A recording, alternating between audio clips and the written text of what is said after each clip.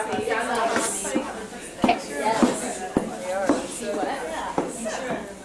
excited for this. Wonderful. I'm glad that you're liking the snow. And I'm so excited for my mom. Right.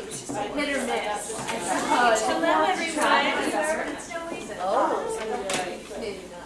Thank you so much for coming. I know this one runs late. He's there. So thank you so much for coming. We really appreciate it. Thank goodness for Facebook and all of you guys being so proactive because we're a little worried we're going to have enough participants. But we do, so that's awesome. So if you guys haven't already, there's a sign-in sheet over there and materials. But before we get started, I'd just like to introduce myself. I know a few of you. My name is Vanessa Valentine. I've taught preschool here for the last 10 years. But this is my first year not teaching. Now I stepped out of the classroom and have been getting my child to and from kindergarten. So just kind of being a stay-at-home mom and still helping Valsong with some stuff and then becoming a certified trainer, hence the video camera. So this is Brooke Brogel, and I'll let her introduce herself. My name is Brooke Brogel. I'm also a teacher here at Valsong. We both worked in the toddler class and the preschool class. I've been here for 8 years, and I have 2 girls that are 16 and 15, and they both went to Valsong here. So I've been around the school for a long time, and I'm looking forward to getting to know you guys. Yeah.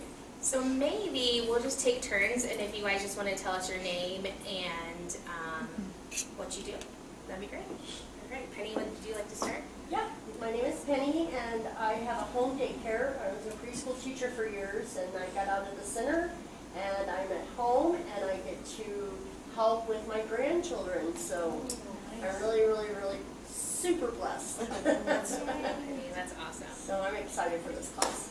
Hey.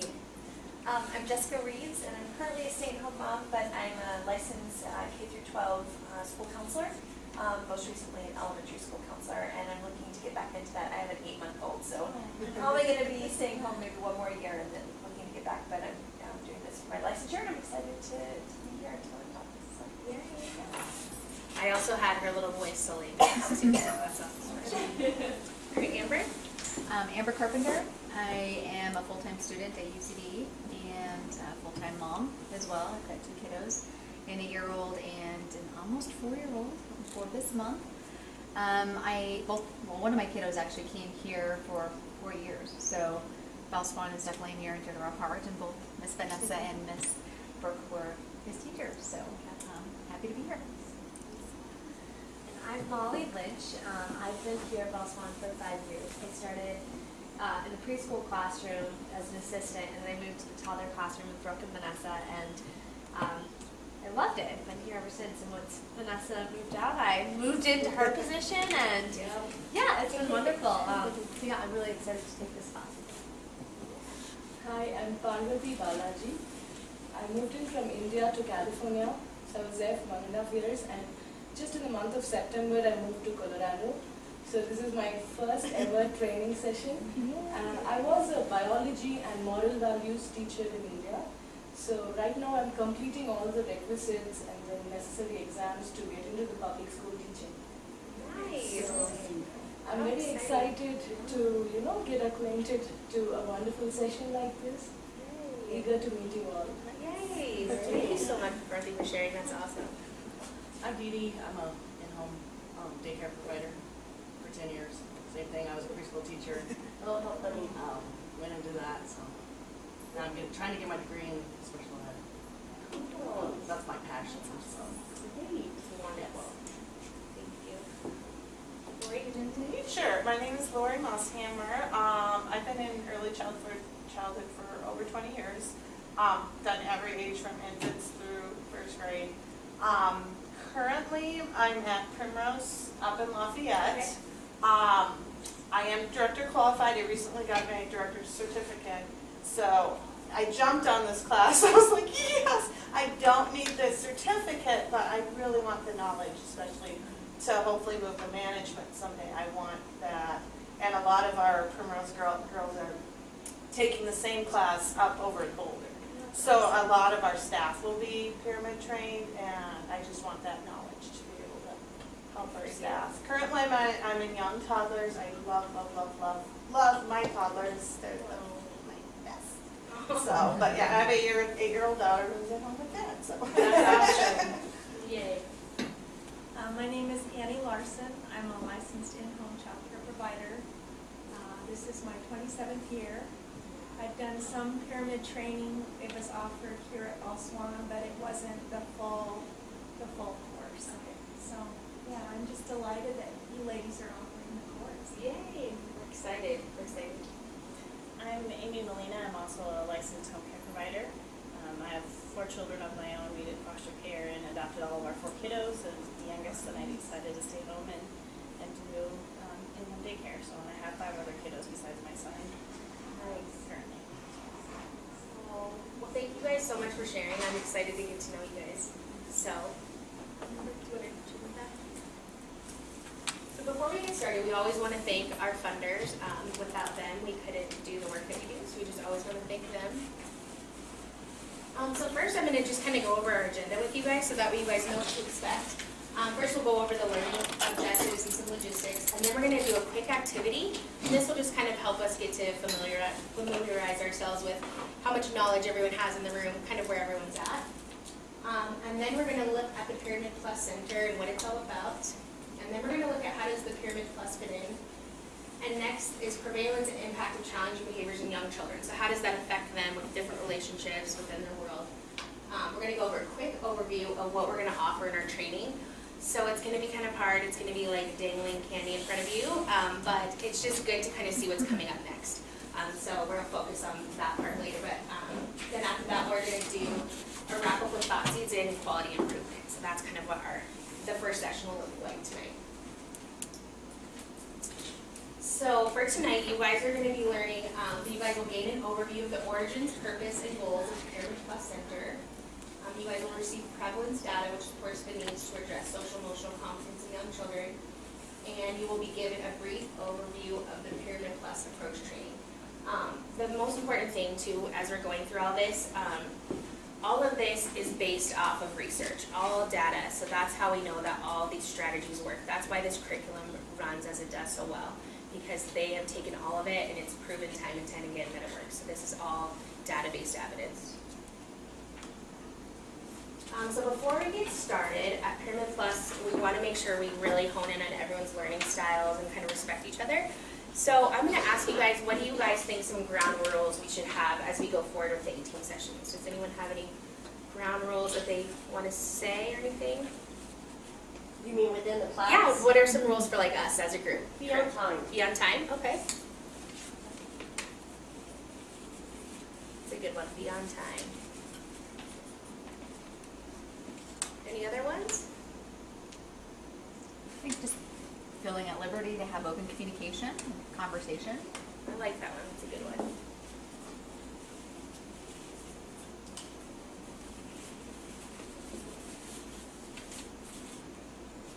Any other rules? Time to ask questions. Time to ask questions, I think that's a great one.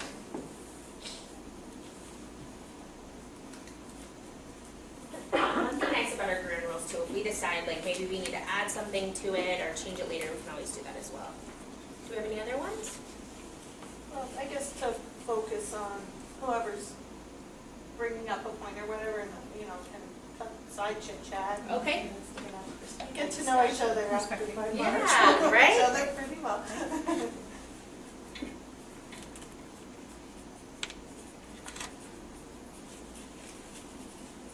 Any other ones? Make sure we have time for discussion. I think it's really important to, when we're learning something, because we have so many different backgrounds, and then we get to talk among ourselves a little bit about it. I think we can learn a lot from each other. I agree, definitely. Different perspectives. Yeah. All right, cool. All right, and like I said, we can always go back to these and change them later if we need to. And then that brings us to a parking lot. And this is kind of really important, especially for session 1. Because you're going to have lots of questions. We're going to be just getting to take a sneak peek at everything, and right away everyone wants to jump into that, and I promise we'll get to that. But if we kind of start getting off topic, because I also want to respect your guys' time. I know you guys all have kiddos at home and stuff too. So if we are kind of getting off topic, we're going to put it on what's called the parking lot, and then that means we're going to come back to it later. We'll never just ignore what's on there. or if you have a really burning question and it has nothing to do with session 1 or session 2, feel free to come up here and write on there anything you want. Or if you're like, man, I'd really like to talk to them about that. This parking lot is for you guys to use and add things on there. So don't be afraid to use it. And we'll use it as well to make sure we're respecting time. So next I'm gonna go over what's in your handout so you know what's there, because there's some really great ones. The first one is kind of just an overview of the Pyramid Plus approach. It's got some information on there. These handouts are going to be a resource for lots of information. This one is the State Policy Agencies 1.2, and not all sessions have as many as this one. The next one is Prevalence Data and Outcomes, and maybe, when you get a free moment, it's really interesting to read through some of that data. We'll go over a little bit today, but definitely reference these so you can look back later and get more information. And then the next one is this really great policy brief. And it's really interesting to read some of this, but this one's on the early intervention for young children who engage in challenging behaviors and kind of some stuff they go through. The next one is called Recommended Practices. I love this article to give to parents that I deal with. They always are like, well, when are they going to learn these ABCs and 1, 2, 3s and that academics? And this is a nice way to kind of get them to understand why we're honing in on that social emotional competencies. This one is 1.6. This is just going to go over some of the acronyms that we're going to be using. So later on in the sessions, if you're like, what is CEPHL, what is TAXI, this will help you out with that. This is a handout on TAXI. And then this one is on CEPHLs. It's about then what their program's kind of about. And we'll go into this a little bit during the presentation. Let's see here. There's a ton of them in here. This one is learning more about TAXI, how to kind of navigate their website. This is one on Special Quest. It's kind of just their advertisement of it. It has their values and how the program was designed. The next handout 1.12, this is showing how it was originally Pyramid Modules and then it turned into Pyramid Plus approach and kind of what's different and what they added. The next one is the 18 sessions we'll be going over, so you can just kind of take a look at that. All the learning objectives is the very next one. So it has every learning objective under every single one. Let's see here. The next one's a nice one to read. It's frequently asked questions. So it just kind of gives you a nice general idea of all this information we're kind of throwing at you. And the last one is the thought seeds, and we'll be doing that at the very end, and it's just kind of a reflective piece that gives you guys time to kind of reflect on what you guys just heard in session 1. So we'll do those every time, and we'll get to that. And then if anyone needs the restroom, there's 2 different spots for restrooms. If you guys go down this hallway, there's bathrooms on, so you're almost going to be to the parking lot, but if you take a right, there's some bathrooms right there. Or if you go up the hall and take a right, on the left side there's some bathrooms up there too. So feel free to use that whenever you need to. And there's also snacks over here, so help yourselves eat some snacks too. All right, so next we're going to do an activity. Oh, does anyone have any questions so far? No? Okay. So next we're going to do an activity. So down here we've got a sign that says extremely familiar, familiar, somewhat familiar, and brand new. So we're going to kind of look at this continuum, and I want you guys to think about what your knowledge is in Pyramid Plus, how you feel you kind of fit on this continuum, and then we're going to stand, we're all going to get up and kind of find our way to a spot. Does anyone have any questions? No? So, all right. Pyramid Plus in general. Yes, Pyramid Plus in general. Exactly, you got it. All right. There's no questions, come on up.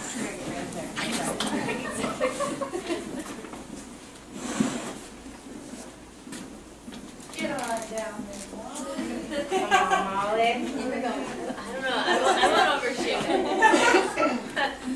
There you go. Are we on the time? We're like, almost there. I like it. So kind of take a look around and maybe see who's kind of next to you. Maybe you want to learn together with a buddy, or maybe you want to pair yourself with someone that has a little bit more knowledge, but definitely use each other's resources. And it looks like a lot of us are really new, so I'm excited to all learn together, and because I'm still learning.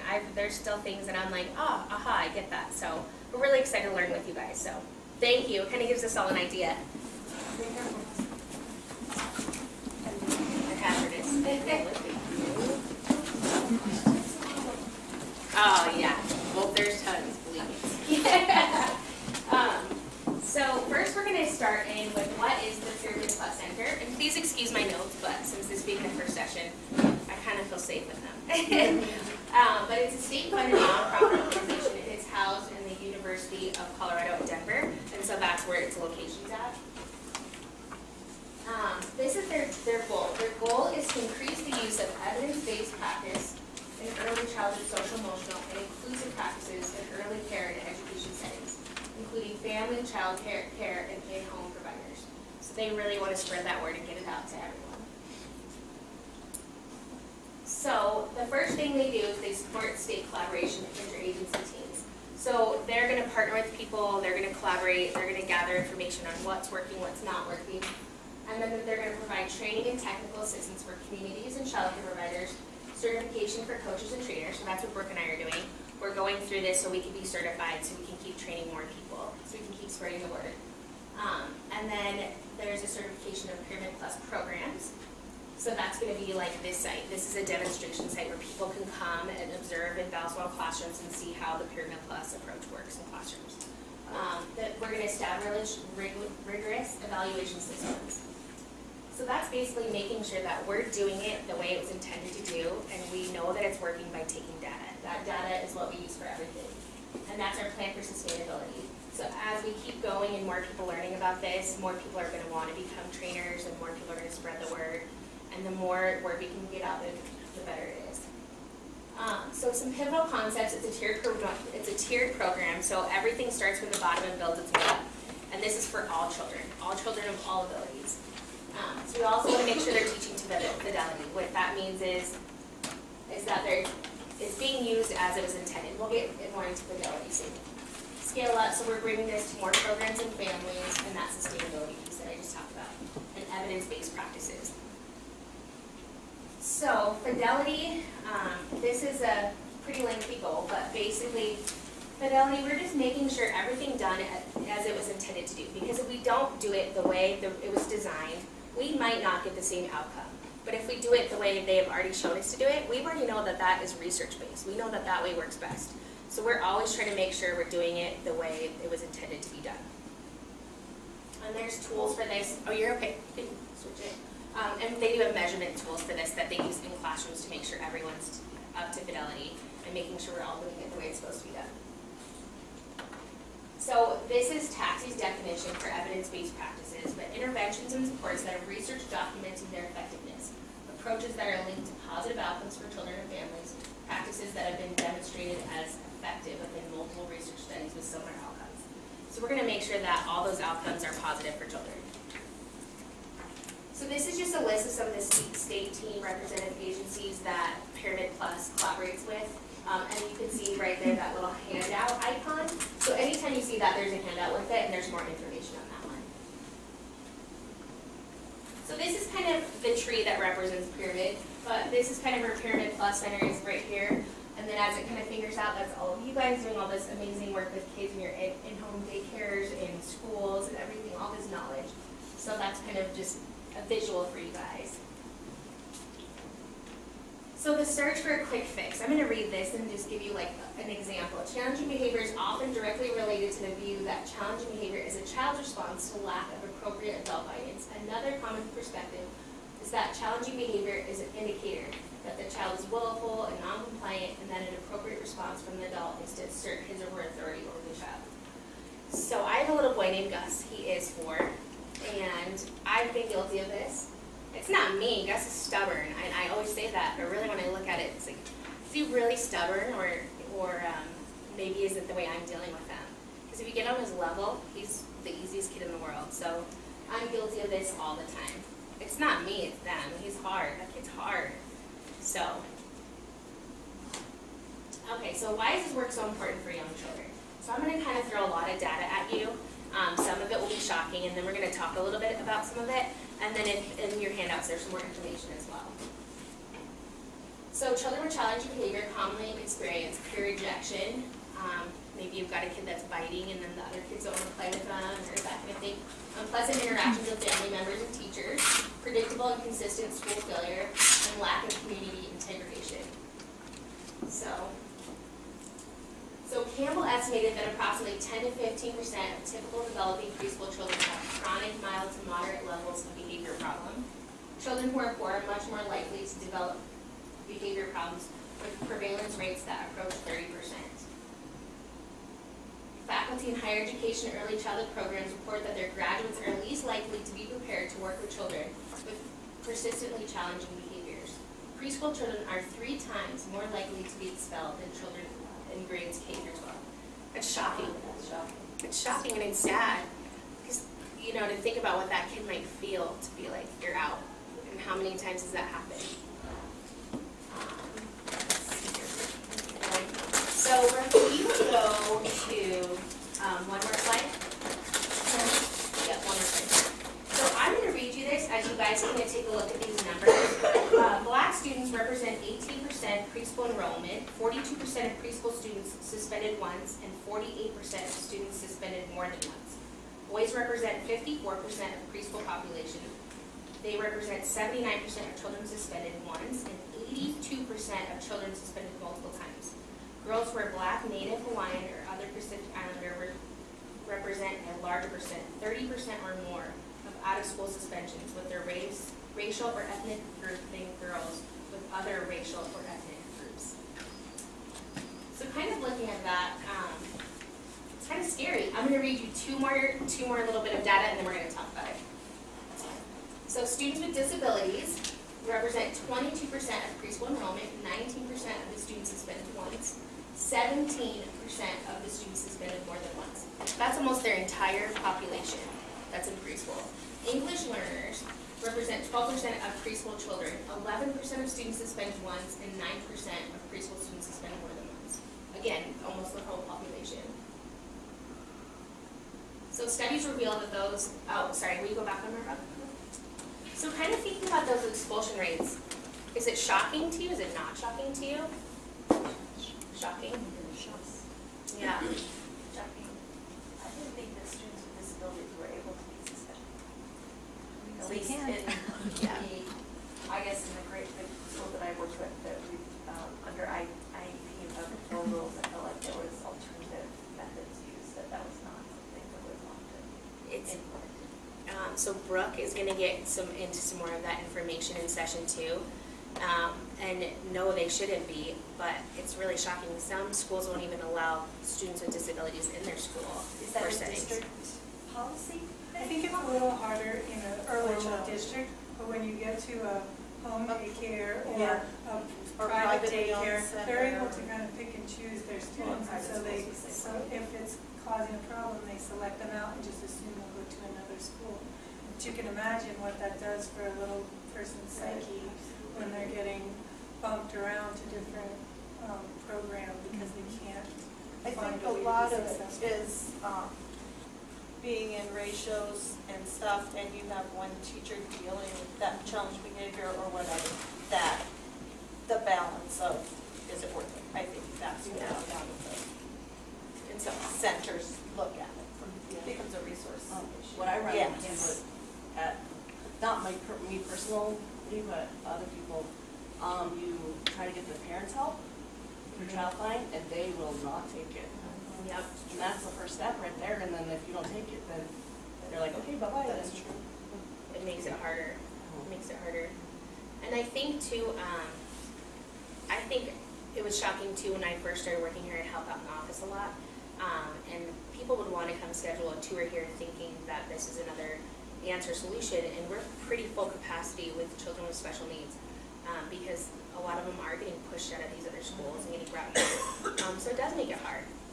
And probably, you know, if they come to you and you're their second school, they might be even more challenging because they have already felt that rejection piece. So, and we'll talk more about this, but this is why this work is so important. Because the good news is that we can change that. There's positive outcomes if we do the right thing. So studies reveal that those enrolled in high-quality early childhood education programs are more likely to complete higher levels of education, have higher earnings, be in better health, be in stable relationships, and are less likely to commit a crime or be incarcerated. So kind of thinking about that, it's like, okay, well, there's something we can do about it, and what does high-quality early childhood education program look like? What does that look like? What does that mean? And just to add on, but if you really think about it, the things you heard on the slide before and the things you hear on this slide, I mean, you have literally changed the trajectory of a child's life from something really bad to something really good, right? And that's something you're going to be empowered to do and advocate for kids, so I think that's really awesome. It is awesome. And two, you just made your job easier. Because when they're not exhibiting those challenging behaviors, you're not having to deal with all that, you're having a great day with the kid too. So it's actually a win-win. Your day's a lot nicer. So looking at some more, again, there's another handout on this. Let's see here. There's one thing I want to say. So the reason why we know that there's positive outcomes from all of these, and as well as that sheet, is because of all this data being taken. That's how we know that these are positive outcomes. So it's really important to kind of know that hero's background, to kind of know that if we know that a child who is poor is more likely to be at risk, that's important information. So we're going to know we might spend a little extra time with them, just because data has shown they're going to be more at risk. So all that's really important to think about. But all these wonderful things, treatment impact of fears, phobias, depression, increased self-control, academic success, so many benefits from just switching it around just a little bit. So next we're going to look at the training curriculum. Again, a lot of it is just some like sneak peek things, but I promise we'll get into more of that. But I'm just going to kind of give you a background and structure and how the Pyramid Plus approach was created and everything. So these are some more resources for you. There are tons of stuff online. So if you ever want to go check that out, I highly suggest you do that. Tons of information there, printouts for parents, that kind of thing. And that's why there's so many handouts on this one, but handouts 1.6 to 1.10. So looking at the pyramid, this is the bottom. We're going to be spending our majority of our time on the effective workforce, because this is most important to make sure we can make all the rest of this happen. So this is promotion for all children, every single one of them. This is where we're going to be teaching them those social skills. We're going to be teaching them how to interact with each other. We're going to be teaching them self-regulation skills. All this is good for all the kids. And then we're going to get up into this green zone, and this is prevention. So those kids that we might know give you a hard time that day, we might spend a little extra time doing embedded learning opportunities for that one child to make prevention so it doesn't ever get to that point. So that's where that gray zone is, and we're going to teach you some strategies for that. The last top, we have this whole bottom. This is going to be minimal kids, maybe one, very minimal, intense intervention. But even then, we've got to answer prevention. We're going to really look at their behaviors and see why they're doing, what they're trying to tell us, and use systematic approaches to helping that one child. So expectations of the pyramid model, instruction takes place in inclusive settings. The model has to work with inclusion. So the classroom, home daycare provider, home setting with your kids, inclusion. Each level of the pyramid builds up on the lower levels. We really want to focus on those bottom levels. Systematic instruction becomes more intense and frequent as you move up the pyramid. It's effective and efficient, and we know that because of data. And families are essential partners. I'm kind of going and looking at how it's tiered. It's so funny because if I have a bad day with my Gus or Everett, like today, just sitting here reflecting on it, they had a horrendous day. And I'm kind of looking at it and like, what could I have done differently? And I know that I didn't give them enough positive praise. So I'm like, ding, ding, ding. So going back to that bottom of the pyramid, kind of looking at it because it's all tiered up. So next, I'm going to show you guys a video. It's long, but it gives a really nice overview of what the pyramid model, the Pyramid Plus approach looks like. So it's 27 minutes, 40 seconds. So we're going to watch that, and then we're going to come back and we're going to talk about how you guys can see it working for you guys.